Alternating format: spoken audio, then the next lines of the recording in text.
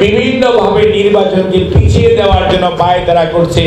এখনো ঐক্যমত কমিশনের আলোচনা চলছে এবং প্রধান উপদেষ্টা গত পরশুদিনও সবাইকে আলোচনা করেছেন, কিন্তু কেউ কেউ রাজপথে নামার হুঙ্কার দিচ্ছেন। হুঙ্কার দেওয়া কোনো সমস্যা না, গণতান্ত্রিক রাজনীতিতে হুঙ্কার দিতেই পারেন, কিন্তু আমরা জানি আমরা যদি জনগণকে গণতন্ত্রের পক্ষে আজ ঐক্যবদ্ধ করতে পারি, ফেব্রুয়ারি নির্বাচনের পক্ষে ঐক্যবদ্ধ করতে পারি, কোন হুঙ্কারে আগামী জাতীয় নির্বাচন বাধাগ্রস্ত করার ক্ষমতা কারো নাই। কারণ মনে রাখতে হবে, শেষ বিচারে জনগণ সিদ্ধান্ত নেবে তারা কার সাথে থাকবে, কার দিকে যাবে। জনগণ ভোটাধিকার প্রয়োগ করতে চায়, জনগণ দেশের মালিকানা চায়, জনগণ তাদের অধিকার চায়, জনগণ অন্যায় অত্যাচারের বিচার চায়, জনগণ লুণ্ঠনকৃত অর্থের ফেরত আনতে চায় এবং আমাদের উপর পাখির মতো গুলি করে যে সমস্ত ভাইদেরকে মারা হয়েছে তার বিচার চায়, ফ্যাসিবাদের বিচার চায় জনগণ। কাজেই জনগণ কোন অবস্থাতেই